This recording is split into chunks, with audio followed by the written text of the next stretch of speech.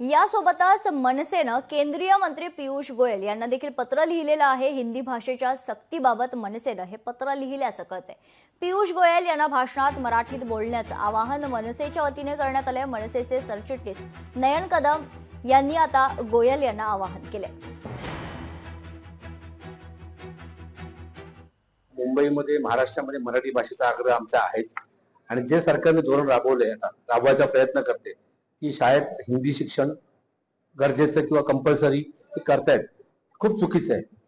आणि पियुषजी उत्तर मुंबईतले जिंकलेले आहेत, ते राहणारे मुंबईतले आहेत, बॉर्न अँड बॉट अप, त्याच्यामुळे त्यांना मराठी येतं आणि ते बोलले पाहिजे। एवढी आम्ही एक त्यांना विनंती केली की तुम्ही आमचे उत्तर मुंबईचे मंत्री आहात, देशात तुम्ही जिथे जिथे फिरता तिथे तुमचं वेगवेगळ्या भाषेत तुम्हाला बोलायला लागतं किंवा हिंदीत बोलायला लागतं, पण उत्तर मुंबईमध्ये जेव्हा तुम्ही येता तेव्हा आमची एक छोटी विनंती आहे की आमच्या मुंबईकरांचा महाराष्ट्रासाठी आणि मराठी भाषेचा मान ठेवण्यासाठी मराठीत बोला, एवढी आम्ही त्यांना विनंती केली।